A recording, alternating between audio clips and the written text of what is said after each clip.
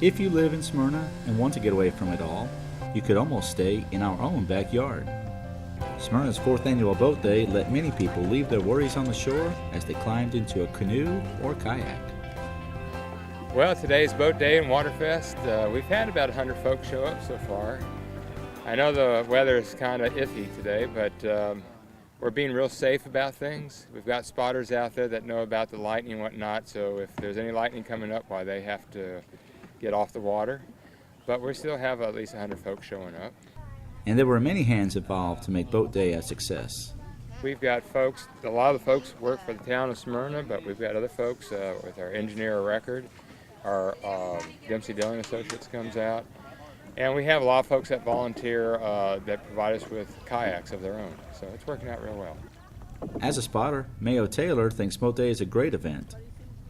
Well, this gives families an opportunity to experience recreational paddling. A lot of people think we don't have any water in our area that's suitable for this kind of paddling, but actually the Stones River and the lakes really lends itself to it.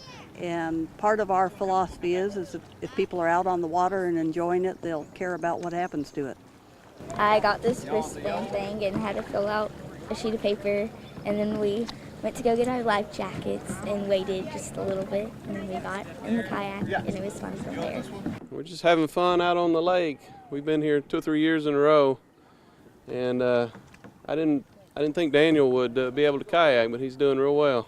I was riding boats and canoes and kayaking.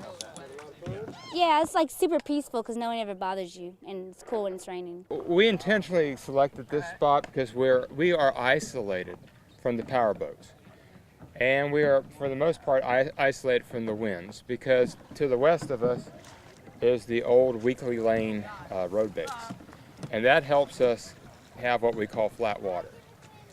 The water here is probably 8 to 9 feet at the most, but we understand that it doesn't take much water for a drowning, so we always have 2 spotters out there.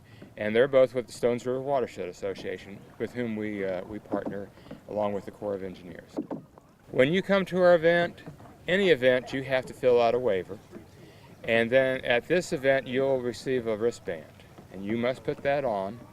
And then if you want to go out on a boat, you have to show that wristband to some of the ladies at the life preserver tent, and they'll issue then an appropriate size life jacket. Make sure you put it on properly.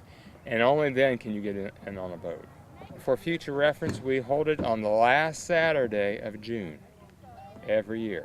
There's a corresponding event going on at the Medical Center Parkway, and where they're putting in at the West Fork, which is a creek, so it's kind of a linear. And I've been there. That's the first time I ever did was a boat day. I went there. Our site is larger, but both sites are great sites to come to. And while boat day is fun for everyone, it also teaches us about our water supply. They kind of lose track that we're surrounded by lakes and streams, and we depend on these waters to be clean. And so we bring the citizens back to nature and back to the point that they begin understanding that, yeah, they need to be doing something about keeping their water clean. So it's great weather out today, a little rain, we're out here canoeing, kayaking actually.